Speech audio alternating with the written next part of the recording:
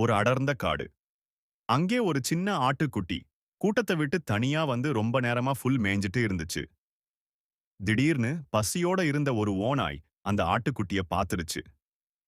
இன்னைக்கு நமக்கு நல்ல வேட்டைன்னு நினைச்சுக்கிட்டே அது பக்கத்துல மெதுவா வந்துச்சு. ஓநாய பார்த்ததும் ஆட்டுக்குட்டிக்கு முதல்ல ரொம்ப பயமா இருந்துச்சு. ஆனா பயந்து கத்துனா ஓநாய் உடனே சாப்பிடும்னு அதுக்கு தெரியும். அதனால ஒரு புத்திசாலித்தனமான தந்திரம் பண்ணுச்சு.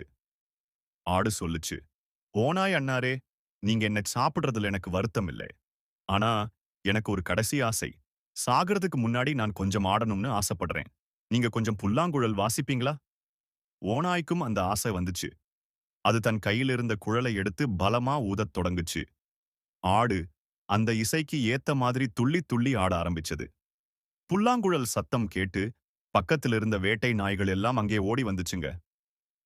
நாய்களை பார்த்ததும் ஓநாய் பயந்து போய் தன் உயிரை காப்பாத்திக்க அங்கிருந்து தலை தெறிக்க ஓடிப்போச்சு. மாறல் பார்த்தீங்களா? ஆபத்தான நேரத்திலையும் ஆட்டுக்குட்டி பதறாம யோசிச்சதால தான் தன் உயிரை காப்பாத்திக்கிச்சு. நிதானமான சிந்தனை எந்த ஆபத்தையும் வெல்லும்.